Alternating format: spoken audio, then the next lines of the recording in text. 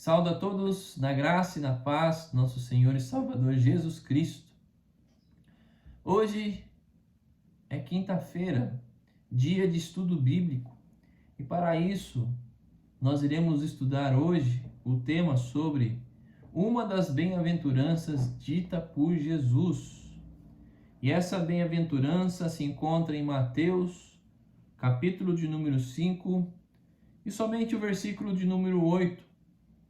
Mateus, capítulo 5, versículo 8.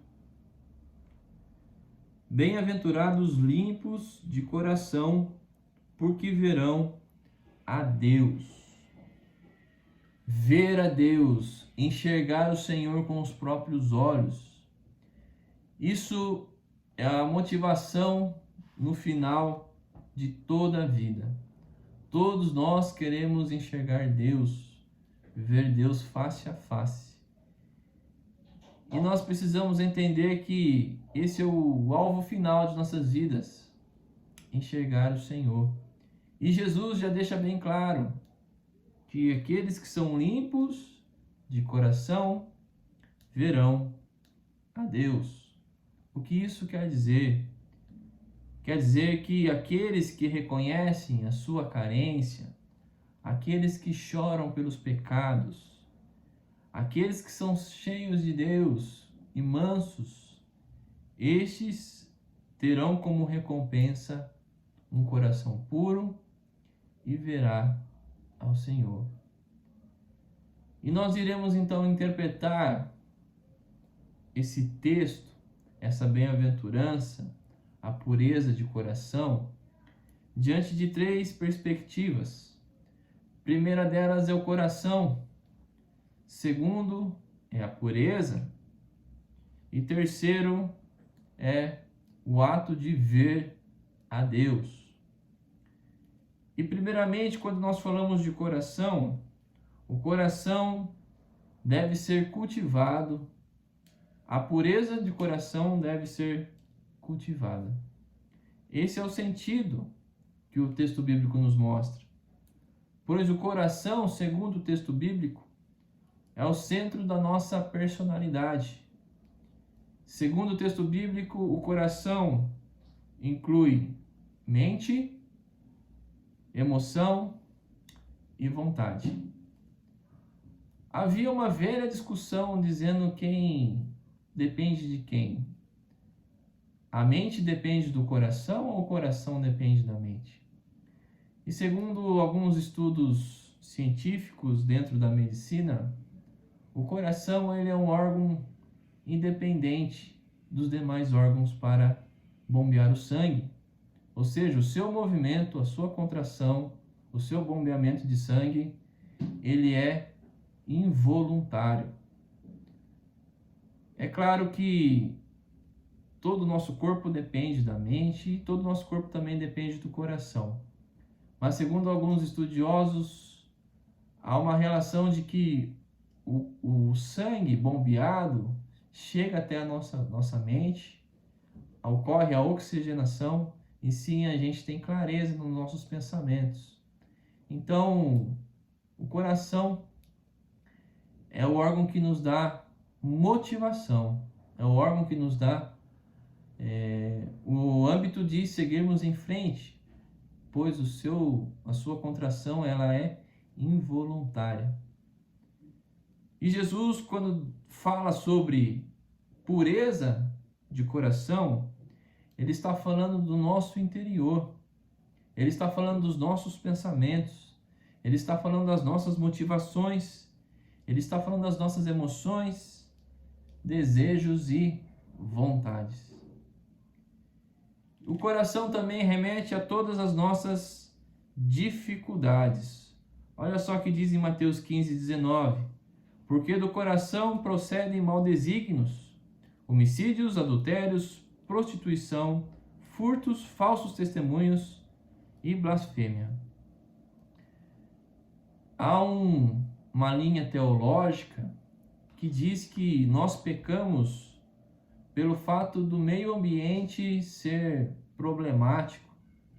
Ou seja, o mal está no nosso meio, não está no nosso interior. Então nós aprendemos o meio, aprendemos algo de errado no meio e colocamos dentro do nosso coração. Mas nós devemos ter cuidado nessa linha, devemos ter cuidado nessa linha teológica, pois Adão e Eva estavam no paraíso, ou seja, estavam no lugar perfeito. E mesmo assim eles erraram, pecaram. É certo dizer que o coração nosso, então, é enganoso. Jeremias 17:9 vai dizer: o coração é enganoso, mais do que todas as coisas, e desesperadamente corrupto, quem o conhecerá? Então é do nosso interior que vem as boas coisas, e é do nosso coração que vem também as más atitudes, más coisas, né? Jesus diz, né? O homem fala aquilo que o coração está cheio. Então, muitos de nós esconde nas nossas imperfeições os nossos pecados no nosso coração. E a gente deixa lá no fundo do baú, lá dentro do nosso coração. E vai chegar um momento que esse monstro cresce. E daqui a pouco toma conta da casa inteira.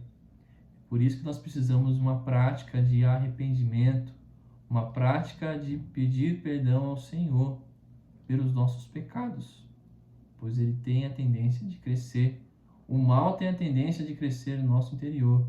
É por isso que o coração precisa ser lavado e limpo por Jesus. A nossa pureza também deve ser primeiramente e principalmente no nosso coração, no nosso interior. E por que nós devemos prezar a pureza do nosso coração? Porque o que nós enxergamos hoje, eu enxergo você, você me enxerga, mas você não enxerga o meu interior. Isso traz consigo uma dúvida.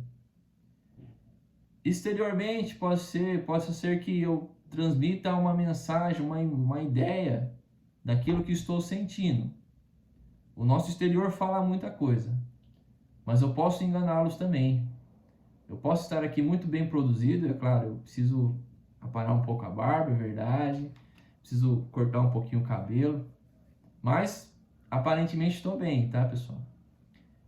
Mas havia os fariseus na época de Jesus, que exteriormente, o exterior deles eram impecáveis. Pessoas que por fora eram perfeitas. Mas o próprio Jesus disse que o interior deles eram corrompidos, sepulcros caiados. Então nós precisamos entender que a pureza deve ser do nosso interior, pois é lá que o nosso espírito habita, e o nosso espírito é transformado pelo Espírito Santo de Deus através do nosso interior. E quais são os sinais, então, de um coração puro? A pureza se dá na nossa... um dos sinais da nossa pureza é a nossa integridade. Quando fomos convertidos por Jesus, ele nos integrou até o seu reino de amor. Então essa integridade do reino vem de Deus para o nosso interior. E nisso flui a humildade, a sinceridade. Não guardamos as coisas ruins no nosso interior. E é por isso que o Senhor, Deus, Ele ama o coração quebrantado. Pois o nosso coração quebrantado nos afasta das nossas vontades. Um coração quebrantado reconhece o senhorio do Senhor em nossas vidas. É por isso que Deus ama o nosso interior quebrantado, onde nós não temos orgulho nenhum, muito pelo contrário, nós somos dependentes do seu amor e da sua graça. Pois quando o nosso coração não é quebrantado, a gente flerta muito com o orgulho, a gente flerta muito com o pecado. E isso é um caminho perigoso para todos nós. Por isso, irmãos, o nosso interior deve ser quebrantado constantemente. Embora nós somos pecadores, nós temos a graça divina no nosso coração. E o que significa, então, pureza de coração? A palavra puro, pureza, limpo, mais precisamente aqui no texto, é dita no grego como cásaros. E eles têm diversos significados, essa mesma palavra do grego. A primeira, e talvez a melhor afirmação de pureza, biblicamente falando, é usada na roupa lavada. A lavação de roupa, ou seja, nosso coração ele é lavado literalmente. Quando nós falamos limpo, exteriormente a gente vê como o coração está limpo, ou seja, como o ambiente está limpo. Olha, o ambiente está sem sujeira no chão, as paredes estão bem pintadas e tudo mais. Mas deu trabalho para fazer isso. Teve que alguém pegar o pano de chão e esfregar. Teve que pintar as paredes. E se tem alguma manchinha na parede também, a gente pode até lavar a parede. Mas esse termo lavar realmente é algo muito importante. Por quê? Porque a Bíblia nos vai mostrar que nós fomos lavados pelo sangue do Cordeiro. Precisou a gente fazer aquela imersão para a gente ser lavado, para a gente ser purificado. Segunda designação para lavado, pureza, é o trigo que era separado da sua palha. E também os soldados eliminados através da sua soldados medrosos ou descontentes, eles são eliminados do resto do exército. Isso também era usado como pureza. Também serve para designar se o vinho ou o leite haviam sido adulterados. Pureza também nos diz isso. E isso também é muito importante, porque quando nós fomos purificados, nós fomos lavados. E não há adulteração no nosso interior. Mas a partir do momento que nós fazemos certo tipo de prática pecaminosa e não nos arrependemos, há algo duvidoso dentro do nosso coração.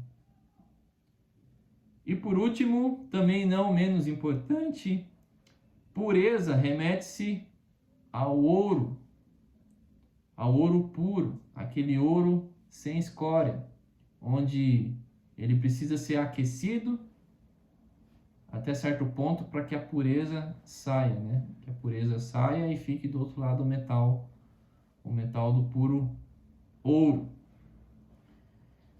Então, um coração limpo é um coração destituído da hipocrisia. É uma devoção, um coração devoto, não dividido. O coração limpo também não está dividido e destituído de contaminação. Ele é sem mácula, puro e íntegro. Olha lá, Hebreus 12, 14. Buscai a santificação, sem a qual ninguém verá o Senhor. E quais são então as razões para termos um coração puro? Primeiro, é uma ordem de Deus. 1 Pedro 1,16. Sede santos, que eu também sou santo. Porque esta é a vontade de Deus e a vossa santificação. 1 Tessalonicenses 4,3. O propósito também da pureza tem a ver com a nossa eleição. Efésios 1,4. Deus nos escolheu em Cristo para sermos santos e irrepreensíveis. Gênesis também vai nos dizer que nós somos a imagem e semelhança de Deus. Se somos a imagem e semelhança de Deus, logo a sua pureza está nessa imagem. É o propósito também da nossa redenção. Somos salvos por Cristo Jesus. Cristo nos remiu, não no pecado, porque Cristo não pecou, mas sim nos nos remiu dos pecados e nos purificou, onde nós somos o seu povo. Então Cristo morreu para também apenas para nos livrar do pecado, da ira de Deus. E nós devemos ter um coração puro, por amor a nós mesmos.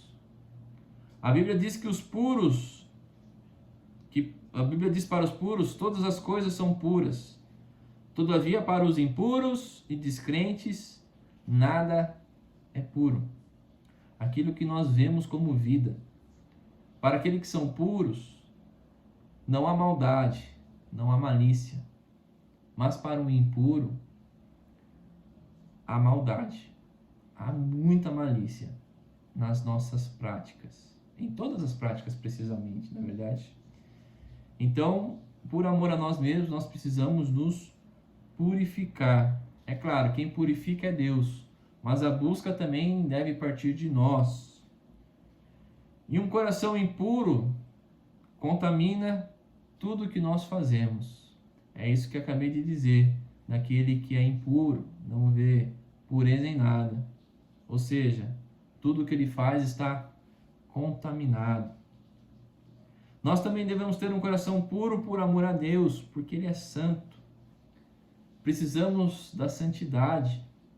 E a santidade é algo que nós fomos gerados pelo Espírito Santo de Deus. Logo, nós somos santos, porque somos separados. Santo quer dizer isso, nós somos separados daqueles que cometem a maldade, que são incrédulos, impuros, mais precisamente. Então isso traz consigo a santidade de Deus, porque Deus só vai nos enxergar quando formos purificados. E também nos tornamos parecidos com Deus, através da sua purificação, imagem e semelhança de Deus. Adão pecou porque quis ser onisciente, onipresente, quis ter os mesmos poderes de Deus. E Adão não percebeu a sua similaridade quando ele era puro.